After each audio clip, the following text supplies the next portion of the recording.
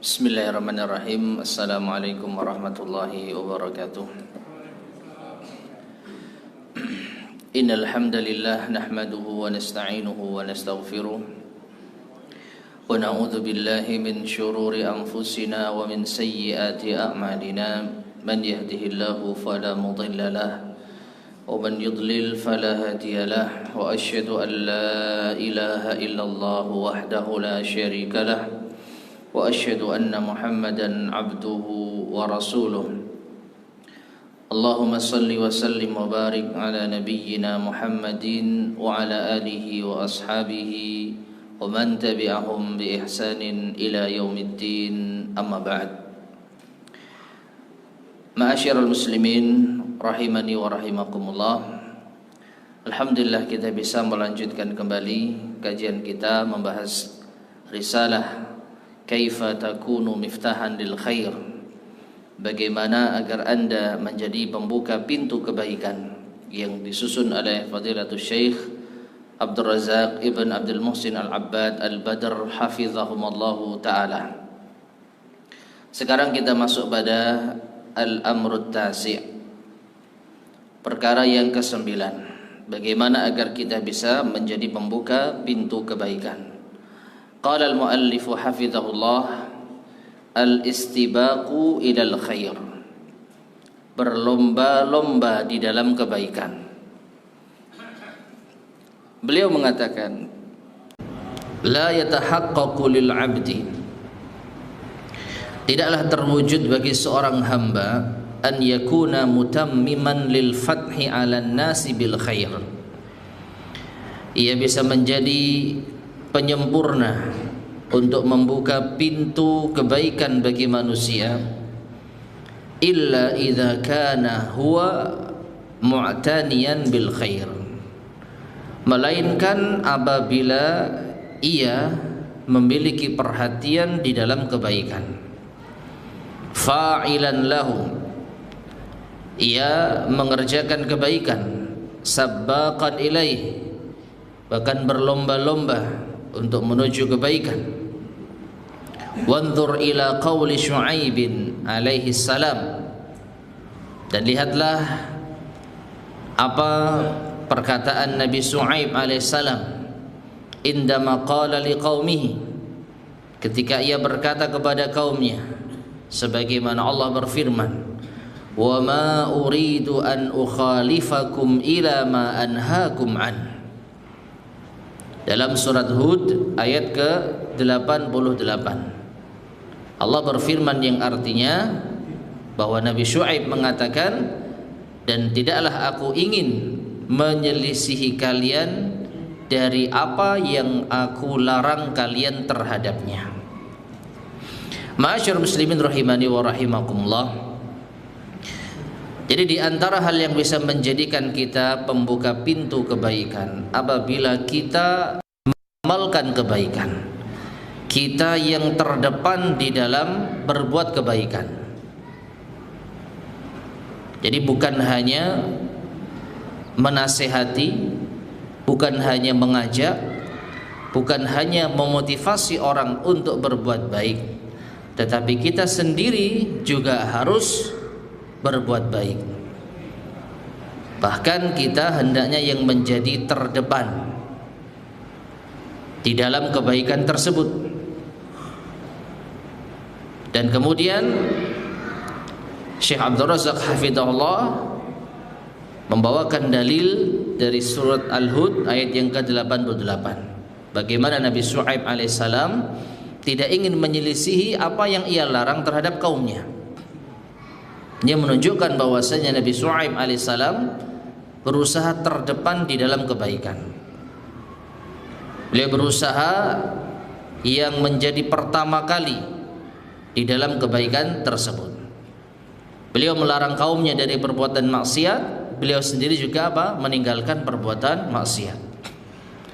Walihada, dan karena ini, man yad'un nasa ilal khair, barang siapa yang menyeru manusia di dalam kebaikan, yambaghi an yakuna sabbaqan lil khair, maka sepatutnya ia yang menjadi pendahulu, ia yang terdepan di dalam kebaikan tersebut. Qala ta'ala, Allah Ta'ala berfirman, laqad kana lakum fi uswatun hasanah liman kana yarjullaha wal yawmal akhir wa dzakarallaha katsira. Sungguh bagi kalian di dalam Rasulullah sallallahu alaihi wasallam terdapat suri tauladan yang baik bagi siapa yang berharap bertemu dengan Allah dan hari akhir dan ia mengingat Allah dengan banyak. Nah, di dalam ayat ini Allah Subhanahu wa taala menyebutkan bahwa di dalam diri Rasulullah sallallahu alaihi wasallam terdapat suri tauladan yang baik, menunjukkan bahwasanya beliau mengajak manusia kepada kebaikan dan beliau juga yang terdepan di dalam mengamalkan kebaikan. Yang namanya suri tauladan itu ditiru, diikuti, diteladani. Jadi beliau tidak hanya mengajak tetapi meninggalkan kebaikan, namun justru beliau menjadi yang terdepan di dalam kebaikan. Fala yakfi an yakuna al-insanu da'iyatan bilisani maqalihi. Maka tidaklah cukup seseorang menyeru, mengajak dengan lisan ucapannya, wa an yakuna mufarritan mudayyi'an biwaqi'i halihi, tetapi ia meremehkan dan menyepelekan keadaan dirinya. Artinya tidak cukup orang itu hanya mengajak, hanya memotivasi, tetapi ia melupakan dirinya sendiri. Biar orang-orang yang ngamalkan, yang penting saya sudah ngajak. Maka tidak cukup hal semacam itu. Bal yanbaghi an yakuna af'aluhu qudwatan. Bahkan sepatutnya ia jadikan perbuatannya sebagai qudwah, suri tauladan. Jadi selain mengajak kepada kebaikan, perbuatan kita pun juga harus menampakkan kebaikan. Tidak cukup hanya mengajak tapi kita meninggalkan kebaikan tersebut. Ya. Jadi hanya mengajak tetapi tidak mengamalkan. Wa huna tablughul mas'alatu khuturataha, ya, atau khuturutaha. Wa huna tablughul mas'alatu khuturataha, dan disinilah masalah itu akan mencapai titik bahayanya. Indama yakunul insanu alladhi yad'un nas ilal khair, ketika manusia lisannya ya mengajak kepada kebaikan, a'maluhu tad'un nasa ila syarr, tetapi amalannya justru mengajak kepada keburukan. Maka ini adalah hal yang berbahaya. Lisannya mengajak kepada kebaikan tetapi amalannya justru mengajak kepada keburukan. Yaqulu Ibnul Qayyim rahimahullah, Al-Imam Ibnul Qayyim rahimahullah mengatakan, ulama usu, ulama-ulama yang jahat, jalasu ala babil jannah, mereka seakan-akan duduk di pintu surga, yad'una ilaiha biaqwalihim, mengajak manusia menuju surga dengan ucapan-ucapan mereka, memotivasi amal saleh, mengajak untuk menjauhi maksiat, mengajak untuk mengamalkan ketaatan. Lisannya mengajak manusia menuju surga. Wa yad'unahum ilan nari bi af'alihim, namun mereka menyuruh manusia menuju neraka dengan amal perbuatan mereka. Lisannya mengajak kepada ketaatan, tetapi amal perbuatannya justru mencontohkan keburukan. Ya. Fakullama qalat aqwaluhum linnas, maka setiap lisannya mengajak manusia, halummu, marilah datang, mari kita menuju surga, qalat af'aluhum, maka seakan-akan perbuatannya mengatakan la tasma'u minhum, jangan kau dengarkan. Iya. Jadi ada apa? Kontradiksi antara ucapan dengan perbuatan. Ucapannya mengajak kepada kebaikan, perbuatannya mencontohkan kepada keburukan. Ya. Falau kana ma da'u ilaihi haqqan, maka seandainya apa yang mereka serukan itu benar, kanu awwalal mustajibina lahu, maka tentu mereka adalah orang yang pertama kali menjalankannya.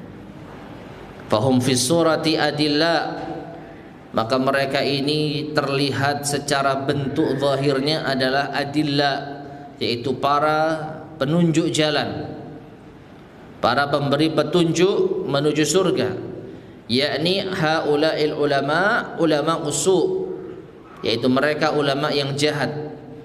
Fi surati adilla, bentuknya yang nampak itu pemberi atau penunjuk jalan, yakni yadulluna an-nasa ilal jannah, yaitu mereka menunjukkan jalan menuju surga. Ucapannya manis, mengajak kepada ketaatan, mengajak kepada kebaikan, melarang dari perbuatan dosa dan maksiat. Wa fil haqiqati, namun secara hakikatnya, qutta'ut thariq, mereka adalah perampok di jalanan. Intaha, selesai penukilan dari Al-Imam Ibnul Qayyim rahimahullah dari kitabnya Al-Fawaid. Taib ma'asyar muslimin rahimani wa rahimakumullah. Jadi kesimpulannya, jika kita ingin menjadi pembuka pintu kebaikan, maka hendaknya ucapan kita selaras dengan perbuatan kita. Apa yang kita sampaikan selaras dengan apa yang kita amalkan. Karena apa? Kita di sini ingin memberikan contoh yang baik. Namanya saja pembuka pintu kebaikan. Kita yang membuka, orang lain yang mengikuti. Tapi kalau seandainya kita hanya mengajak manusia berbuat baik secara lisan, namun perbuatan kita justru menyelisihinya, siapa yang mau ngikutin kita? Siapa yang akan meneladani kita? Meskipun bukan termasuk syarat, ya kebaikan itu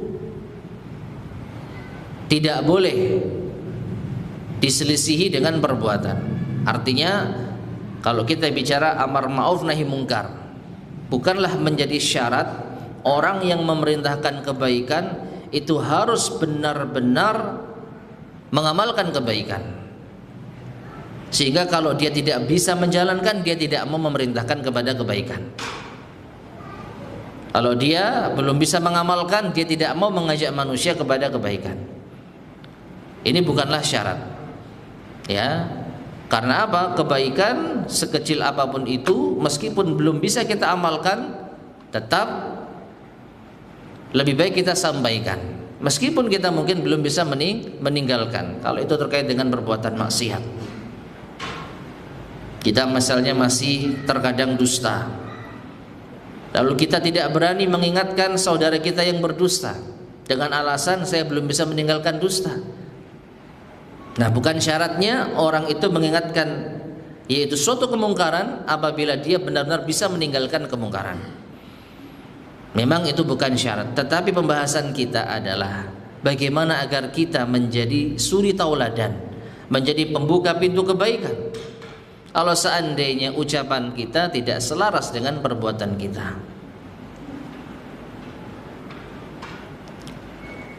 Oleh karena itu, para nabi, para rasul, terlebih Nabi kita Muhammad sallallahu alaihi wasallam, beliau adalah manusia yang paling sempurna di dalam menyelaraskan antara ucapan dan perbuatan.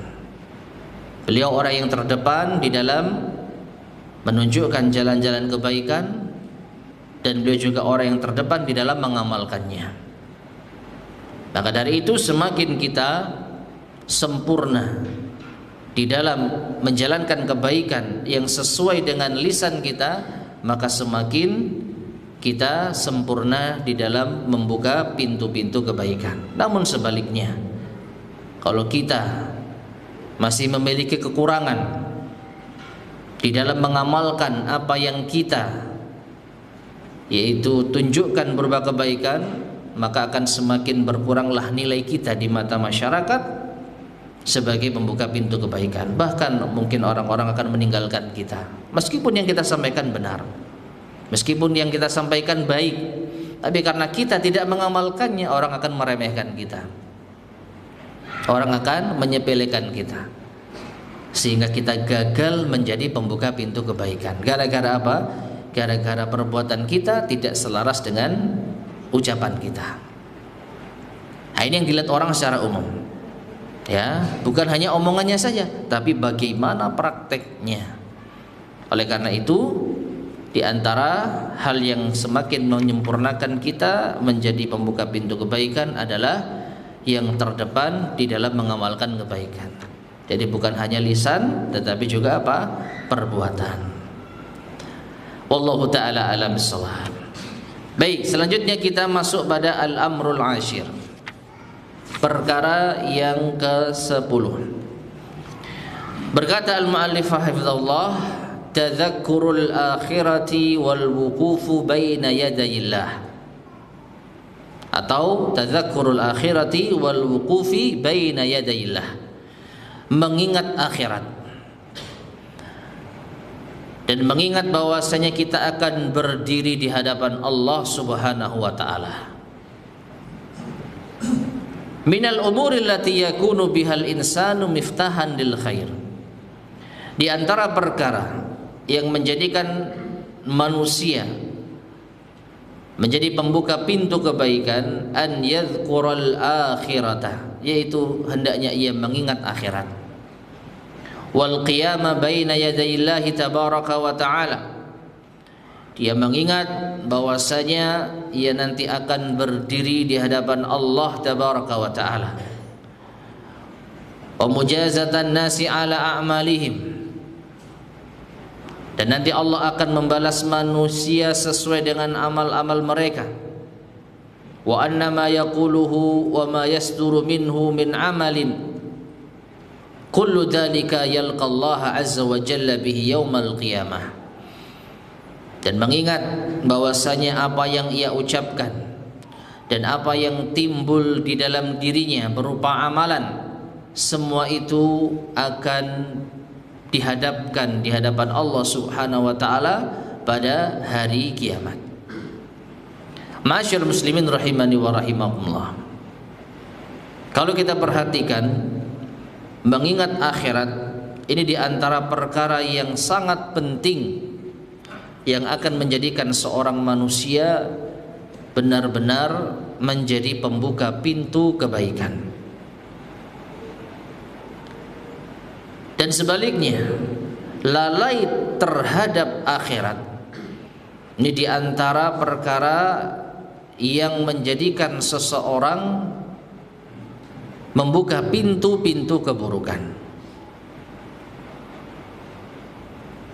Karena apa? Kalau kita lihat, kebanyakan orang-orang yang mereka melalaikan kewajiban, yang mereka menerjang larangan-larangan Allah Subhanahu wa taala, maka kebanyakan mereka tidak menyadari, lalai, atau bahkan tidak pernah terbesit sedikit pun bahwa mereka nanti akan dibangkitkan di hari kiamat untuk mempertanggungjawabkan amalan mereka.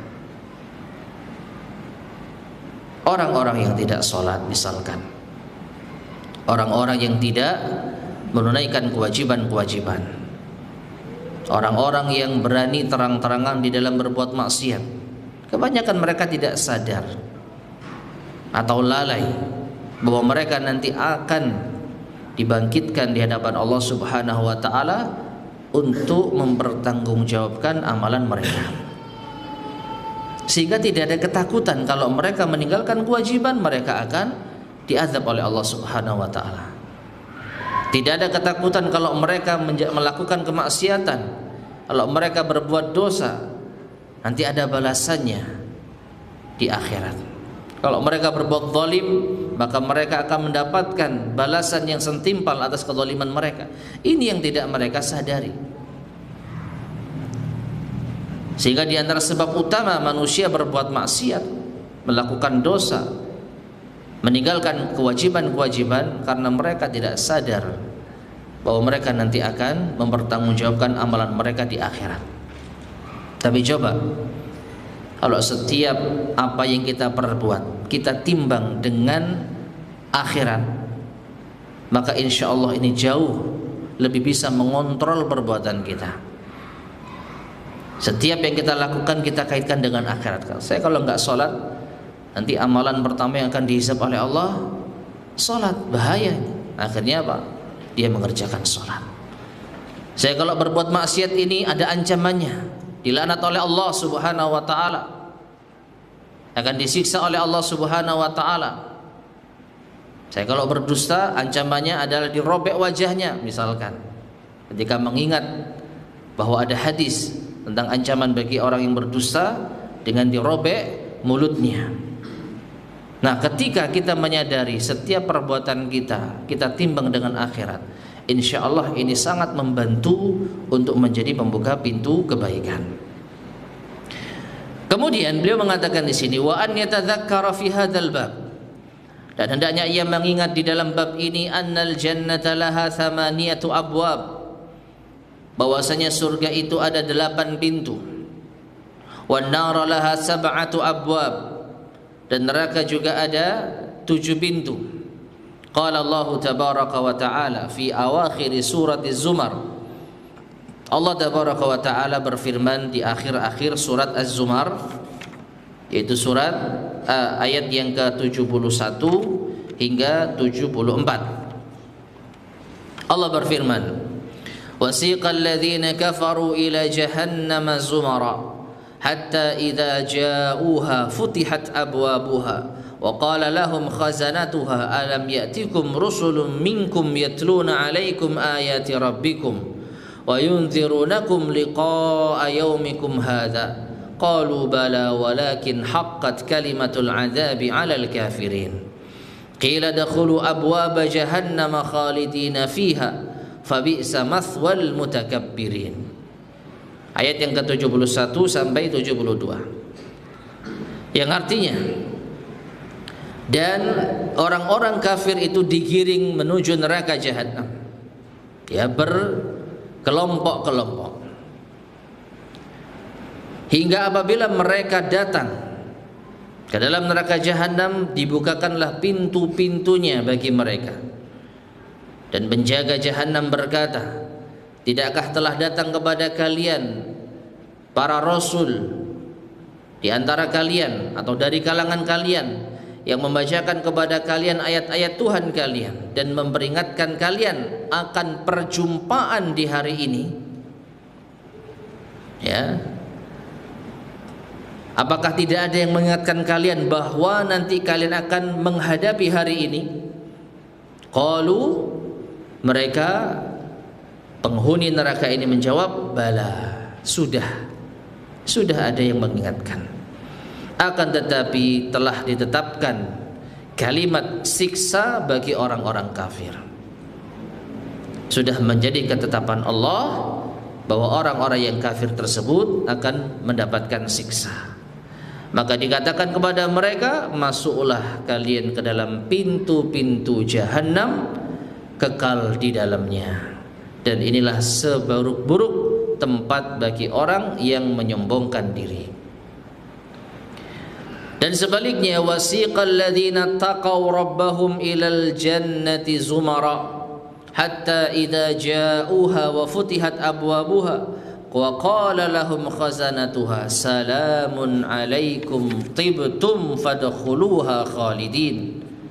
وقالوا الحمد لله الذي صدقنا وعده وأورثنا الأرض ونتبوأ من الجنة حيث نشاء فنعم أجر العاملين. Sebaliknya, dan digiringlah orang-orang yang bertakwa kepada Tuhan mereka menuju surga berkelompok-kelompok, hingga tatkala mereka mendatangi surga dan dibukakan bagi mereka pintu-pintunya, maka penjaga surga mengatakan, salamun alaikum, semoga keselamatan tercurahkan bagi kalian. Tibtum, semoga kalian dalam keadaan baik, maka masuklah kalian kekal di dalamnya.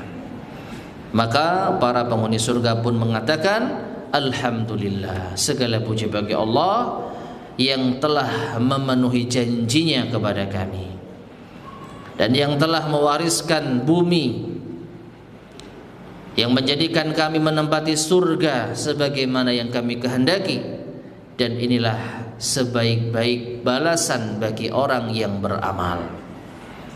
Nah, ma'asyiral muslimin rahimani wa rahimakumullah, kalau kita benar-benar merenungkan ayat ini, bahwa penghuni neraka akan digiring menuju neraka karena sebab kekufuran mereka, karena sebab kedurhakaan mereka, karena sebab mereka tidak mengingat bahwa mereka nantinya akan menjumpai hari ini. Ini kalau kita baca dan merenungkan akan menjadikan kita sadar bahwa kita ini tidak hidup hanya di dunia, dan segala apa yang kita lakukan di dunia pasti ada balasannya di akhirat. Kalau di dunia kita berbuat kufur kepada Allah, maka balasannya adalah kekal di dalam neraka. Dan sebaliknya, kalau kita menyadari bahwa penghuni surga nanti juga akan digiring menuju surga dengan sebab amal saleh mereka, dengan sebab janji Allah yang telah ditunaikan, maka ini akan memotivasi kita untuk beramal meskipun lelah, meskipun capek, meskipun penat, meskipun bosan tiap hari aktivitas kita. Pagi bangun, sholat subuh, zikir, baca Quran, nanti zuhur sholat lagi, asar sholat lagi, maghrib, isya sholat. Tapi kita nggak bosan-bosan. Kenapa? Karena kita punya motivasi.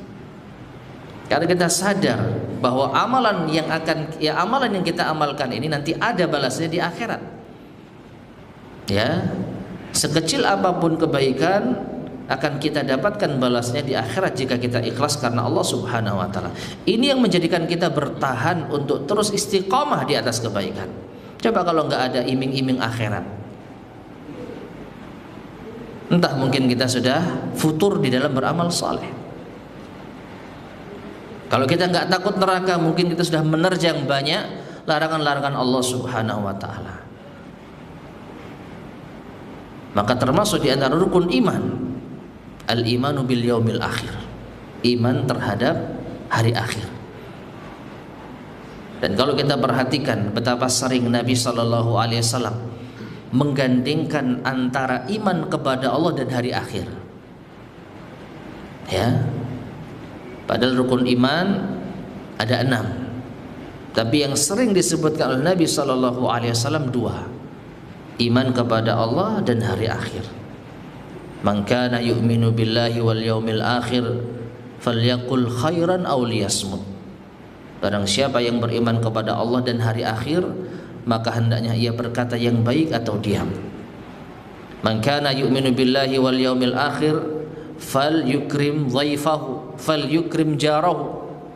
Barang siapa yang beriman kepada Allah dan hari akhir, hendaknya ia muliakan tetangganya, hendaklah ia memuliakan tamunya.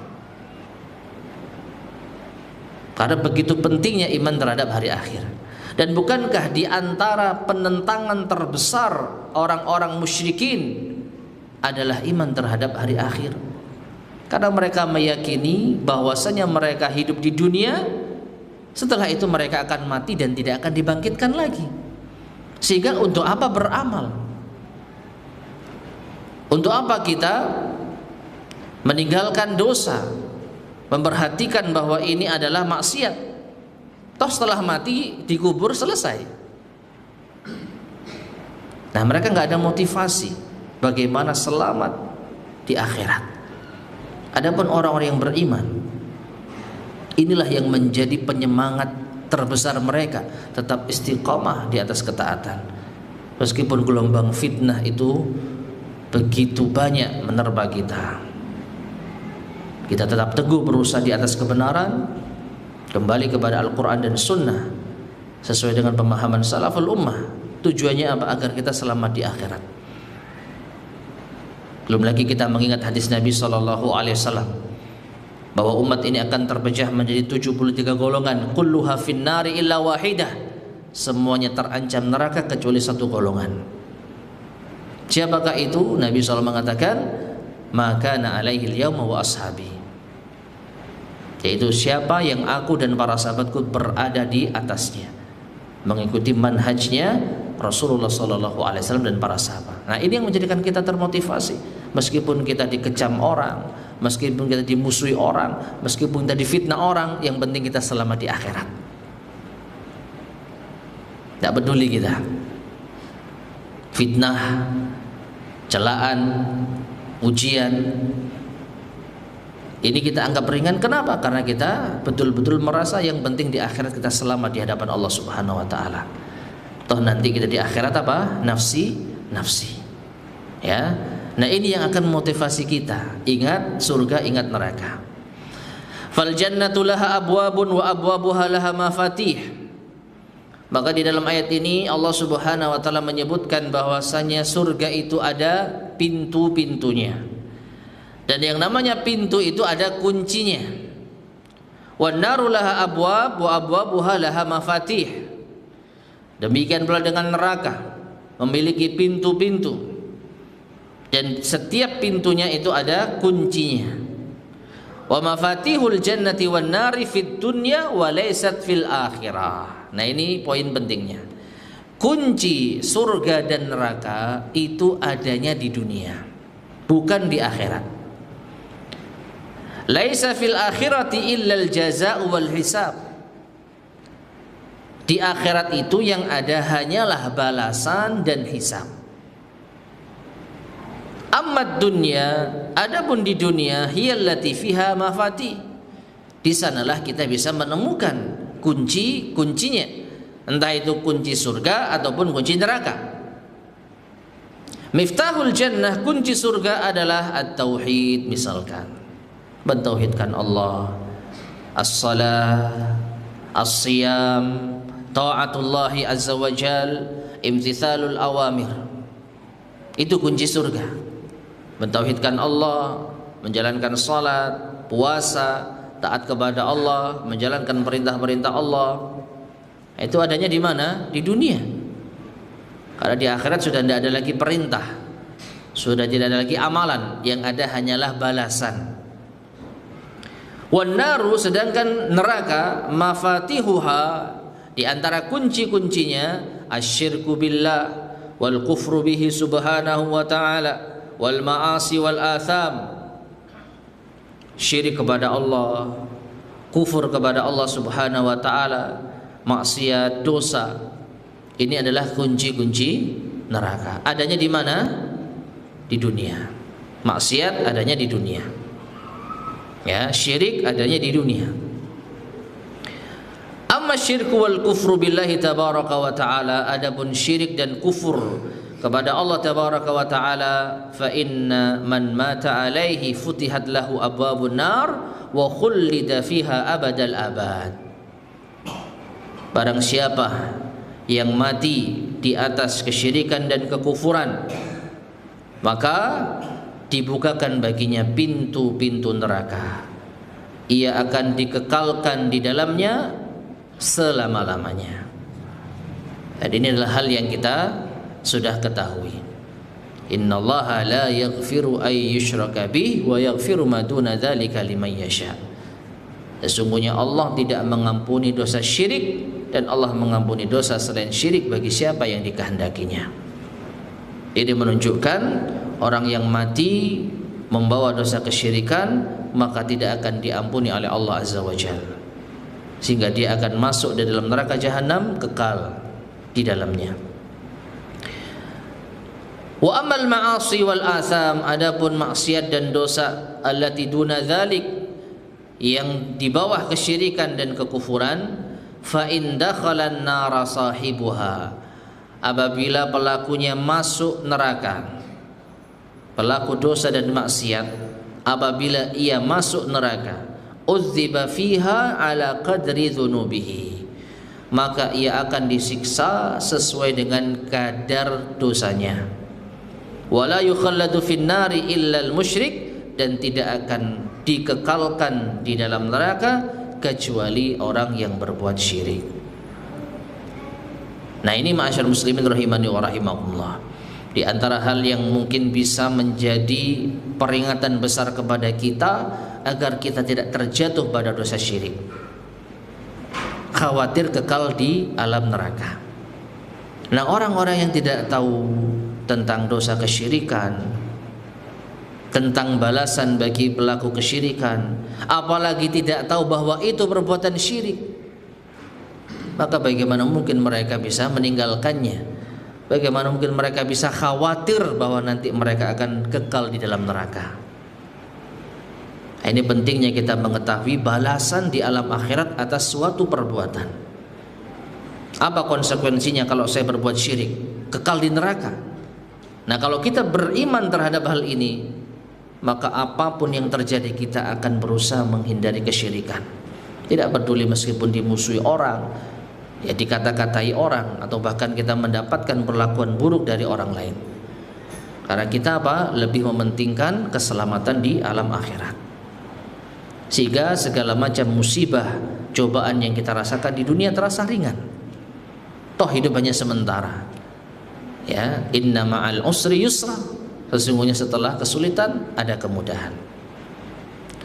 Ja'a fi sahihaini, datang di dalam sahihain Bukhari Muslim, bin hadithi Abi Hurairah radhiyallahu anhu, dari hadis Abu Hurairah radhiyallahu anhu, anin Nabi sallallahu alaihi wasallam, dari Nabi sallallahu alaihi wasallam, annahu qala, bahwasanya beliau bersabda, man anfaqa zawjaini fi sabilillah nudiya yaumal qiyamati min abwabil jannah. Barang siapa yang berinfak dengan dua jenis berpasangan di jalan Allah. Allah alam, yang dimaksud adalah emas dan perak, setahu saya. Dua harta yang berpasangan, ya. Nudiya yaumal qiyamah, akan diseru pada hari kiamat, min abwabil jannah, di pintu-pintu surga. Ya abdallah, hadza khairun, wahai hamba Allah, inilah kebaikan yang akan kalian dapatkan. Faman kana min ahli salati nudiya min babis salat. Kalau orang itu adalah orang yang rajin salat, maka ia akan dipanggil lewat pintu salat. Wa man kana min ahli siyam nudiya min babir rayyan. Barang siapa yang ahli puasa, maka ia akan dipanggil melalui pintu ar-rayyan. Wa man kana min ahli jihad nudiya min babil jihad. Dan barang siapa yang ahli jihad, maka ia akan dipanggil melalui pintu jihad. Wa man kana min ahli sadaqah nudiya min babis sadaqah. Dan barang siapa yang suka bersedekah, maka ia akan dipanggil lewat pintu sedekah. Qala Abu Bakr radhiyallahu anhu, Abu Bakar radhiyallahu anhu mengatakan, ya Rasulullah, ma 'ala man nudiya min hadhil abwab min darurah. Wahai Rasulullah, apakah setiap orang yang dipanggil lewat pintu-pintu ini mereka mendapatkan kepastian? Artinya, apakah mereka pasti akan dipanggil lewat pintu-pintu tersebut? Ini Abu Bakar bukan meragukan hadis Nabi SAW, tapi ingin mendapatkan kepastian. Apakah benar-benar pasti ahli salat akan dipanggil lewat pintu salat, ahli puasa akan dipanggil lewat pintu ar-rayyan? Maka kata Nabi SAW, ya. Kemudian setelah itu Abu Bakar bertanya lagi, fahal yud'a ahadun min hadhil abwabi kulliha. Lalu apakah ada seorang yang dipanggil lewat seluruh pintu ini? Ya. Jadi ternyata dia beramal soleh itu dalam berbagai amalan. Ia rajin sedekah, rajin sholat, rajin puasa, rajin atau berjihad juga. Apakah nanti pintu-pintu itu akan memanggil ya orang ini? Maka kata Nabi SAW, na'am, iya, artinya ada. Wa arju an takuna minhum, dan aku berharap engkaulah termasuk di dalamnya.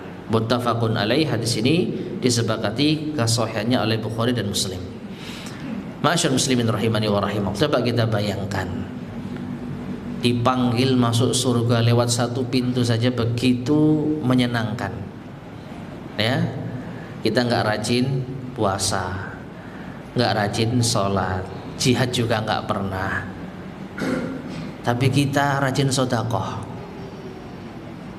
dan kita usahakan ikhlas, benar-benar berharap pahala dari Allah. Mungkin itu satu-satunya amalan yang bisa kita lakukan. Kalau kita dipanggil masuk surga lewat pintu sedekah, betapa senangnya kita. Kalau kita bayangkan, nanti kita dipanggil lewat pintu mana ini? Tergantung apa? Tergantung amalan kita. Lalu bagaimana kalau ternyata kita dipanggil dari semua pintu yang ada? Apa enggak iri orang-orang yang lainnya? Ya. Nah, ini menunjukkan kepada kita hendaknya kita benar-benar termotivasi dengan amalan-amalan ini yang bisa menjadi sebab kita dipanggil masuk ke dalam surga melewati pintu-pintu tersebut. Sekaligus hendaknya kita memiliki amalan yang bisa kita andalkan. Meskipun mungkin sulit kalau kita bisa mengerjakan semua amalan-amalan sunnah. Ada kalanya kita tidak rajin dalam ini, kita tidak rajin dalam itu. Yang disebutkan dalam hadis ini masih berapa ini, Pak? Faman kana min ahli shalah, pintu salat, pintu ar-rayyan, pintu jihad, pintu sedekah. Masih kurang berapa? 3. Ya. Tadi disebutkan ada 8 pintu surga, yang disebutkan masih 5. Atau berapa ini? 4. Masih 4. Masih ada 4 lagi. Ya. Ini menunjukkan sekali lagi kita harus termotivasi untuk memperbaiki amal soleh kita. Ada yang kita andalkan supaya kita berharap kita dipanggil lewat pintu tersebut.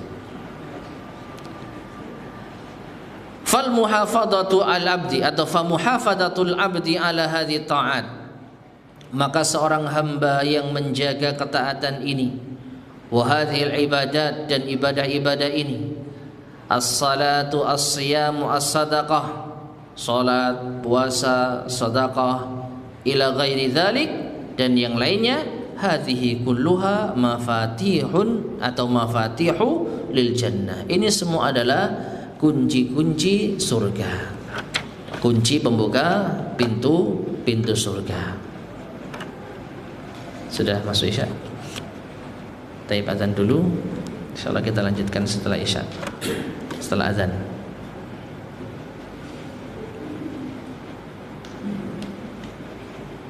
Allahu Akbar,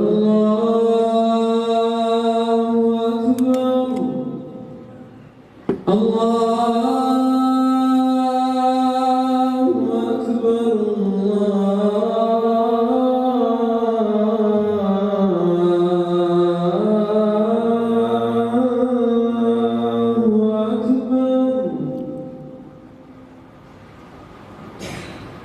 أشهد أن لا إله إلا الله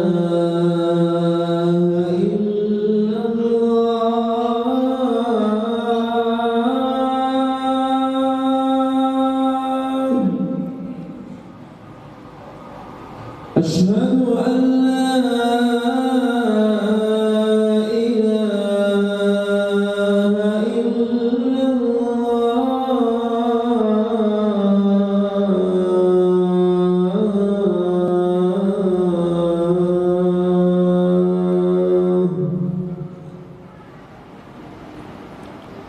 أشهد أن محمدا رسول الله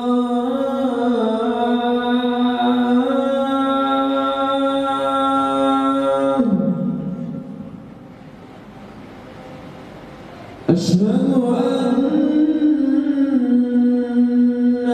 محمدا رسول الله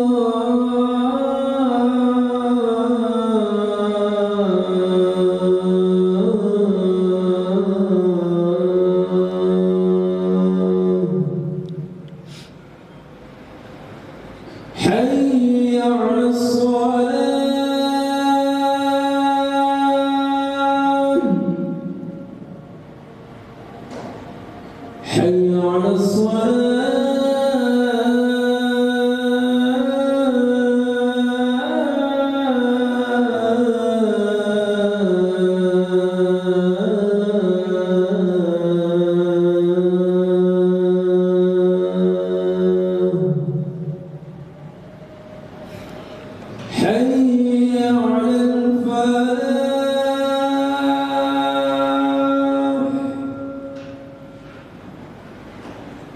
على الفلاح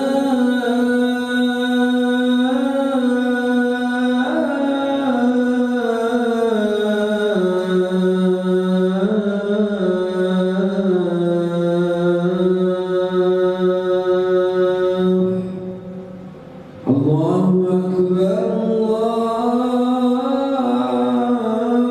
الله أكبر لا إله إلا الله.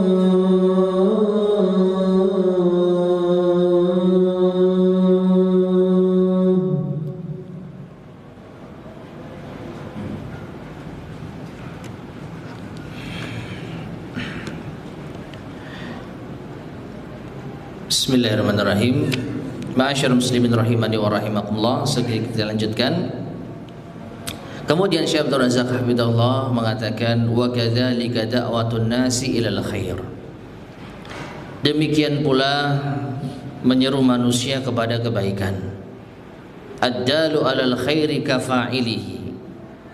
Kata Nabi sallallahu alaihi wasallam, orang yang menunjukkan kepada kebaikan maka ia seperti pelaku kebaikan itu sendiri.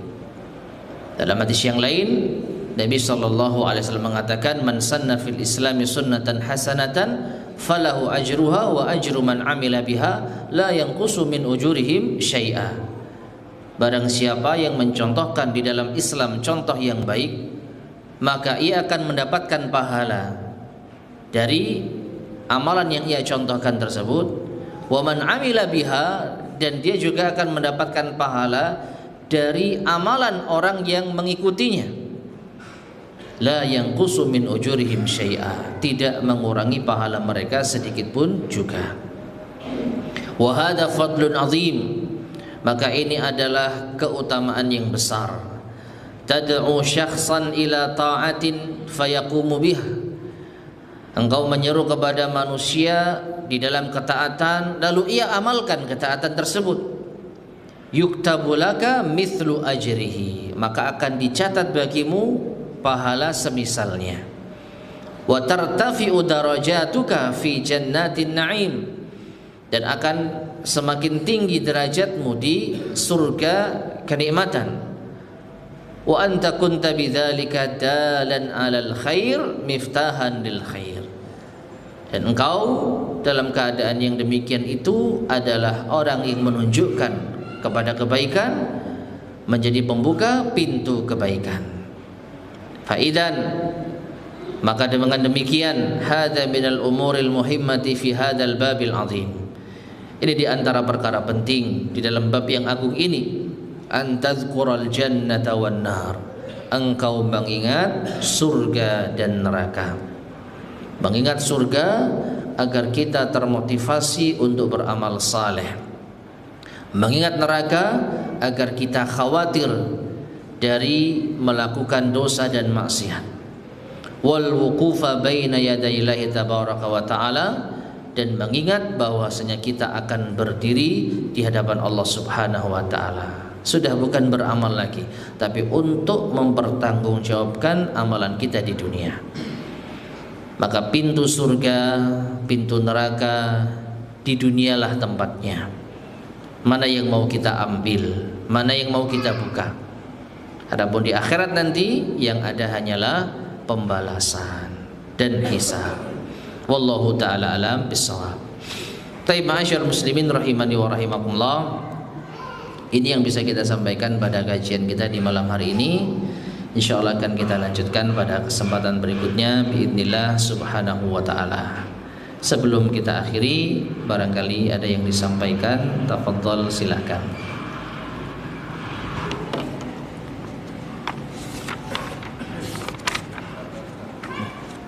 Disebutkan bahwa orang yang ahli jihad, maksudnya pintu jihad, ahli sedekah ke pintu sedekah, ahli sholat, dan ahli puasa juga ke pintu arwah.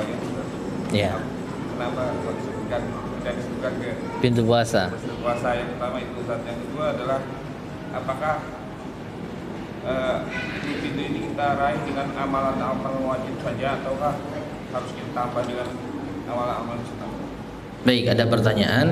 Tadi disebutkan di dalam hadis orang yang mengerjakan sholat masuknya lewat pintu sholat, dipanggil lewat pintu sholat. Orang yang ahli jihad dipanggil lewat pintu jihad. Orang yang ahli sedekah dipanggil lewat pintu sedekah. Orang yang ahli puasa dipanggil lewat pintu Ar-Rayyan. Kok beda? Maka wallahu a'lam bishawab, ya memang ini keterangan yang kita dapatkan. Allah yang Maha tahu ya penamaan pintu-pintu tersebut. Ya. Kalau seandainya tidak ada keterangan dari Allah Subhanahu wa taala dan Rasulnya SAW bahwa pintu puasa namanya Ar-Rayyan, ya kita sebut pintu puasa. Tapi masalahnya sudah dinamakan oleh Rasul sallallahu alaihi wasallam. Ya, maka kita hanya mengikuti apa yang beliau sampaikan. Adapun pintu salat, wallahu a'lam bishawab, saya tidak tahu apakah ada nama lain. Kalau ada ya kita sebutkan juga. Ada yang tahu? Pintu salat mungkin ada nama lainnya.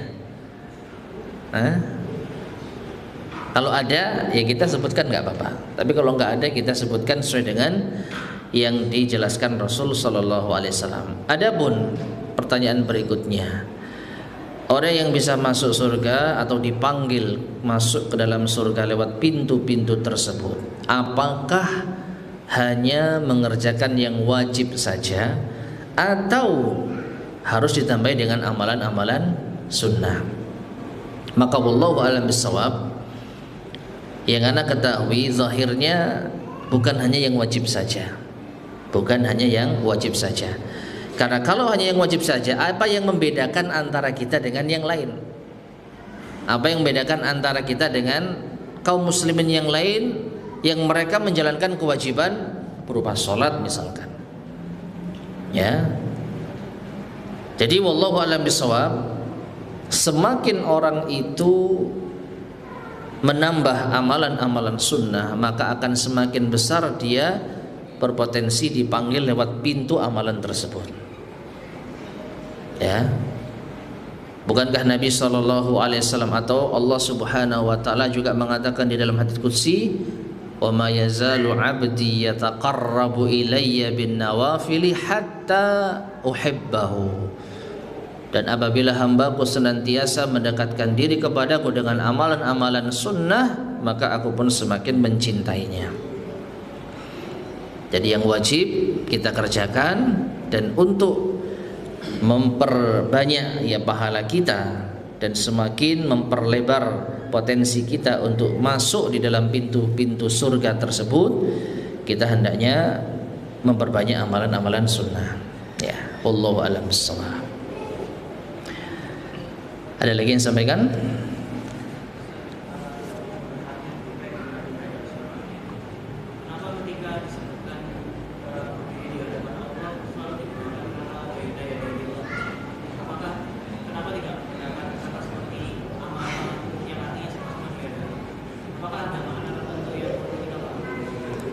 Taib, pertanyaannya apakah ada perbedaan antara baina yadai dengan amama? Wallahu a'lam bishawab, saya belum mengetahuinya. Bisa jadi ada, bisa jadi ini hanya padan kata saja. Ya. Wallahu a'lam bishawab. Ada lagi yang sampaikan?